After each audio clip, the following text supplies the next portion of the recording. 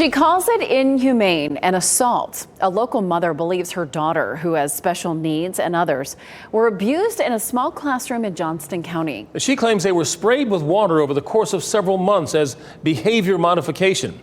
Tonight, only on WRAL, Chelsea Donovan shares her story and what the school system is saying in response. I asked Kristen Skinner where her daughter Jamie was sprayed with the bottles in the classroom.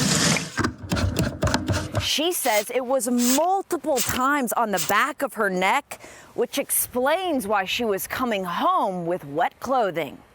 Our daughter, Jamie, was being treated like an animal.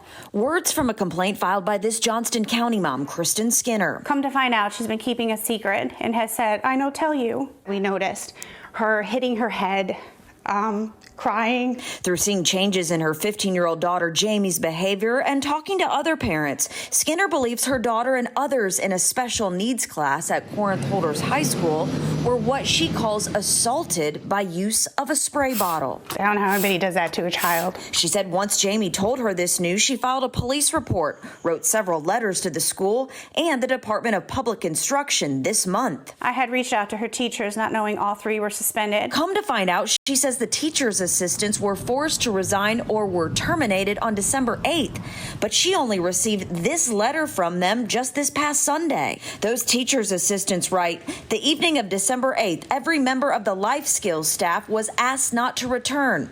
In the letter, they admit to using the spray bottle, stating a student would hit his head so hard and so long that he would cause himself to bleed, and that another student was lying in inappropriate locations that could be dangerous. Barbara Fetters, UNC law professor and director of the Youth Justice Council, believes this behavior modification is an act of aggression and can be humiliating for the student. It's a vulnerable population that is uniquely unable to defend itself. She feels improper training for the teacher's assistants could be at play. I also feel like people are put in these very tough circumstances and asked to manage things that they're not necessarily trained to do, like I said, or paid very well. For Skinner, she says this is about being an advocate and giving a voice to the voiceless. I'd like justice done to make sure that this doesn't happen to anyone else.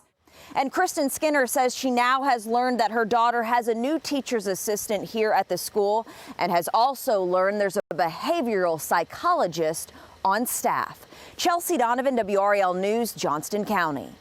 Now, the Johnston County school system sent us this response. Although we cannot discuss the specifics of an investigation into alleged staff misconduct, we can confirm that whenever such allegations arise, our administration responds swiftly by investigating the allegations and sometimes by removing staff from classrooms pending the completion of a thorough review.